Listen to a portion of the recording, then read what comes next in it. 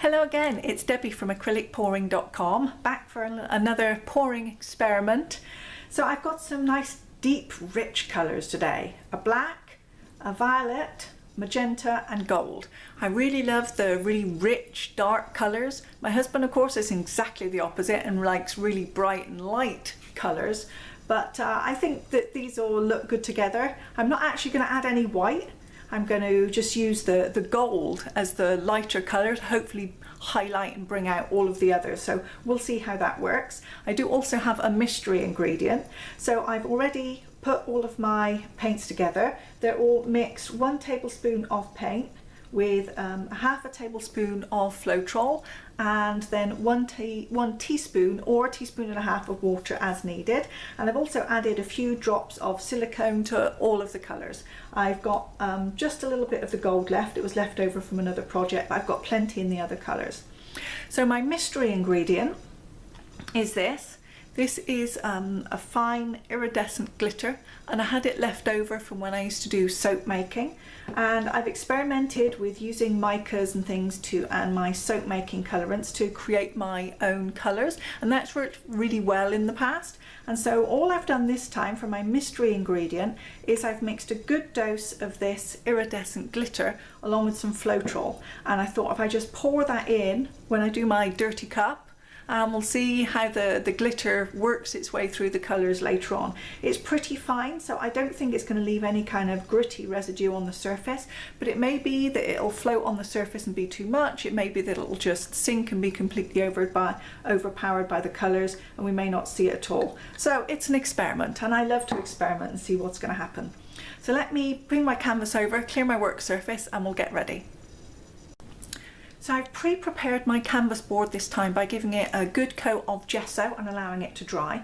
I've also just gone around the outside and painted black on my edges and just a little bit in the corners, just so I'm not too concerned later on about all the colour tipping over if I don't have quite enough.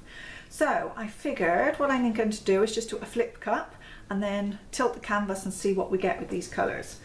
So I don't want black to be too dominant, so I'm going to add that in, I think, at the end and do plenty in these other brighter ones. So there goes my pink and this lovely rich purple, very regal colour, this one of my favourite colours, purple. Then some gold,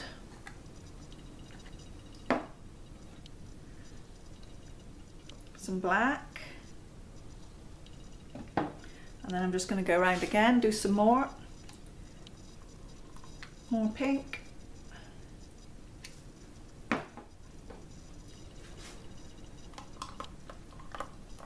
more purple, just throw in all the rest of my gold,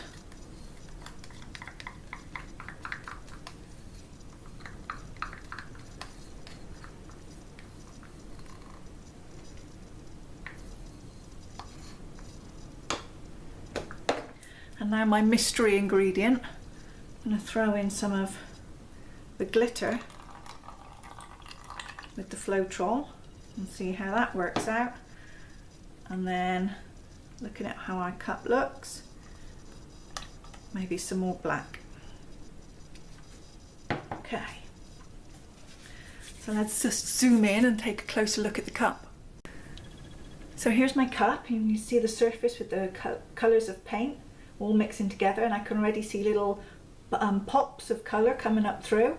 I'm a little bit concerned it might be too black now that I see it, so I'm just going to add a bit more pink, and then probably, who knows, it's going to end up too pink now, but we'll see. So it looks very good. I'm just going to zoom back out and let's prepare for our flip. Okay.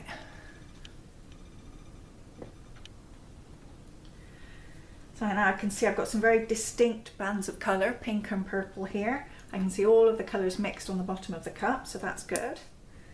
And I'm just going to sit and leave that for just a minute to allow all of the paint to come down through, because one of the things I hate the most is the idea that I'm not going to have enough paint and then I get something really nice on the canvas and I have to tilt it off the canvas in order to cover it.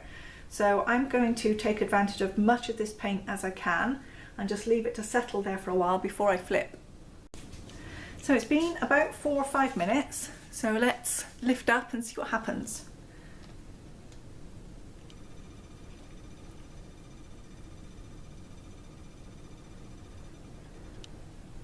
Immediately I'm finding that very satisfying. The very dark, rich colours again, I just love that look. I can instantly tell my husband's not going to like it at all. Hey, I don't do art for my husband, I do it for me. Just making sure I've got all the paint out of that cup, every little bit of goodness that I can. Okay, so how is it developing? I can see lots of interesting shapes. I'm getting, for a change, I'm getting some quite large cells. This is a really nice area. I'd love to keep that if I can. This is very nice here, and this area with the gold is good.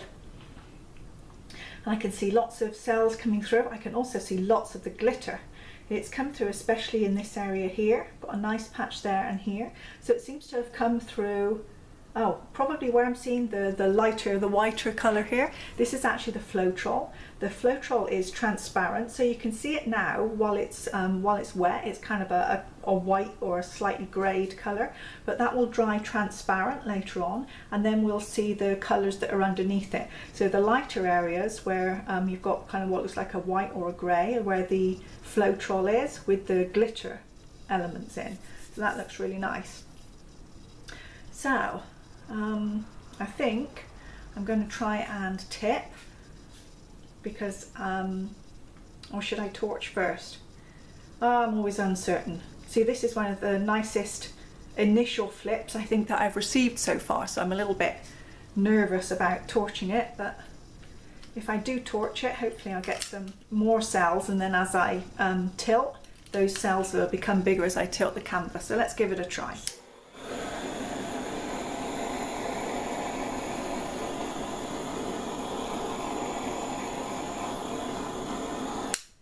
It also helps, of course, to pop any air bubbles and bring those up to the surface of the paint too, so that it's going to reduce any pitting or anything that we have later on.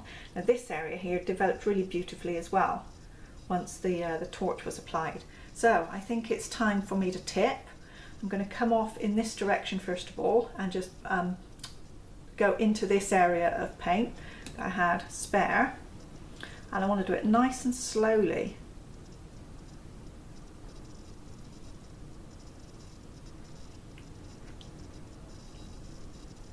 And take it just up to that corner without losing too much. That's enough.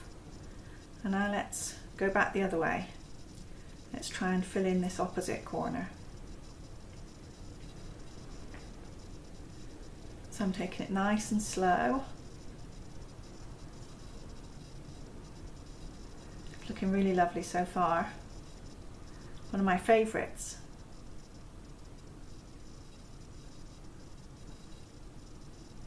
I'm making good progress towards this final corner. I'm going to stop as soon as I get there. The last little bit, that's it. Now if I bring those shapes a little bit back to the centre, and now I'll tip towards this corner.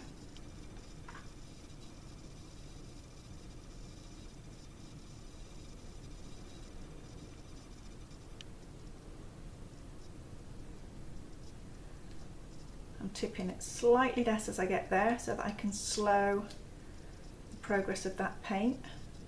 Just got a little bit here. That's done, that's taken it right to the edge. So now if I tip, I've got my last corner. And I've got some beautiful areas of glitter here, which I hope to keep as much as possible.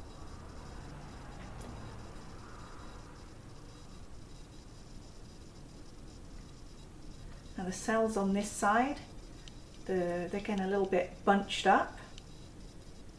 But I think once I get it over to here, I'll be able to center the design again. Last little bit. Last bit here. Okay, that's it, we're covered. So now I just need to decide what motifs to put where.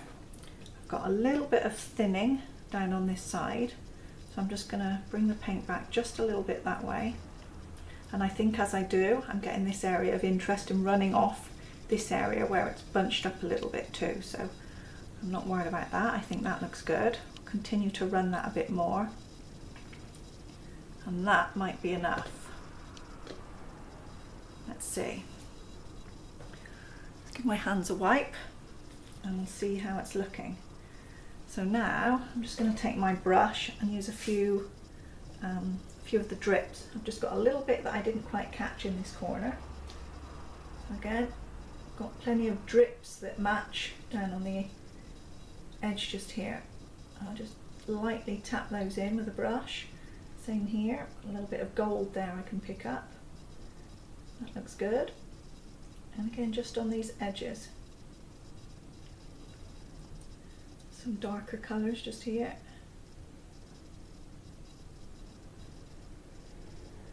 A little bit there.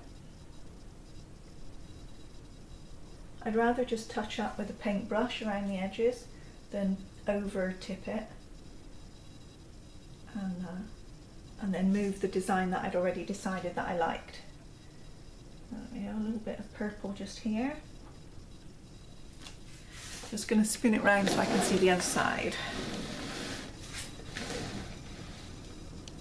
These are all good. A little dab in the corner, a bit more purple. A bit more purple on this back edge.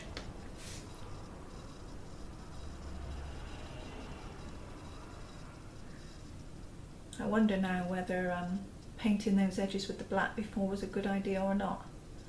The edges have held up nicely, but then I've got just a little edge of white next to the black. So it seems sometimes you can never win.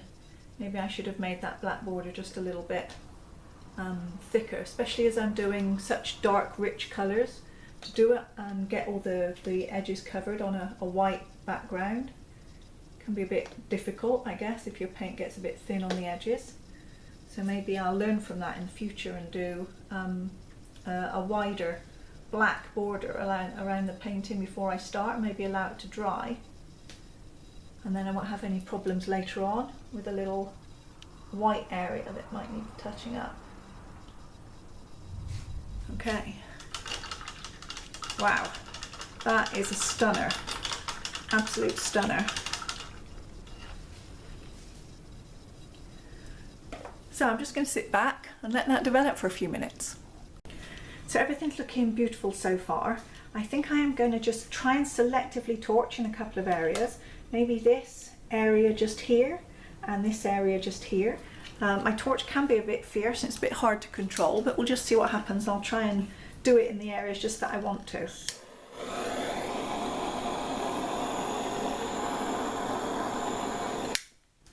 Okay, that was fairly successful.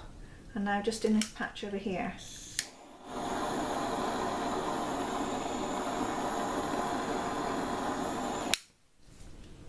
Okay, so it just brought out a little bit of extra interest in those two areas that I was looking at, so I'm happy with that. Is there anything else I want to do? Now what I am noticing is these edges, the white is showing through, the shorter sides absolutely perfectly covered, really got very good coverage, but these longer sides, they're starting to tip up a little bit. And I think my canvas panel is starting to bow a little bit, and that's why, because the paint is starting to run back a little bit from the edge, I think that's why I'm getting a very slight line along some of these long areas where the paint isn't giving the full coverage. So it looks as though this panel is probably going to bend again, which is disappointing. But as it dries, I've got plenty of wet paint that will stay around the bottom here for a while. So I'll just be able to tap these edges with a paintbrush and just fill in any slight areas where the paint goes a little bit thin. So I'm beautifully delighted with this. I'm going to bring you down now and show you some of these details while it's wet. Hopefully it'll stay the same while it's dry, but of course I'll show you that later too. So here we are, this is the picture from my point of view. We've got one interesting area just here. This is an area where the Floetrol is. I can see lots of glitter there, and of course it's looking white right now. Oh yeah, I think you can see the shimmer in the camera from all of the glitter in it, but that will go clear once the Floetrol dries, so it'll be interesting to see later on what happens just there. Got lots of other really nice details So I think this is lovely. Oh, this is a nice area. I think this area just here, these cells look really nice. The gold and the black working together there is nice. And this area where I just added the torch with that little bit of extra interest there, I think that worked well. And then we've got some very nice areas here where we've got cells all outlined in gold. And again, you can see the little bits of sparkle and glitter coming through. And oh, that looks kind of blue to me in the camera, but it's a very rich purple here. And then just a little look you see here on the edges there, where the paint is just going a little bit thin. Zooming in, it is kind of a little bit thin there, right on the very edge of the panel. Yeah, just here I think. You see where the edge of the panel is starting to tilt up a little bit, and the paint's running a little bit away from that edge. I'm going to keep touching that up with all of my spillage, and I'm sure it'll be absolutely fine in the end. So as usual, I'll come back and show you right after this what the painting looks like when it's dry and finished. So here's our painting now it's dry.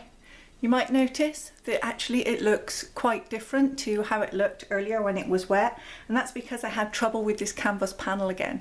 If you've looked at a lot of other videos from me in the past, you'll see that I'm using canvas panels because I can't really afford actual stretch canvases at the moment, and I've had a lot of trouble in the past with them bending, and this one was no exception. I did my best. I did gesso the whole thing completely before I started, and also put a nice thick cross of gesso on the back to hopefully hold it, but unfortunately it didn't work out on this one, and when I came back to it, it had completely bowed and the paint was all just running off, and I tried to, you know, tip it back, but I lost a lot of the interest that I had. So it's still, you know, bright. It's got a lot of glitz and glamour and things to it, and personally I still like the dark rich colours because that's just, you know, kind of what I like the most anyway. But I think it's probably not everyone's cup of tea anymore, and with supplies being kind of tight as they are, I think I'm going to paint over this one and reuse it. So thank you very much for taking a look, watching through in this video. I hope you've picked up a few tips. Certainly it's been interesting, and give me a thumbs up, and I'll see you in the next video. Thanks once again.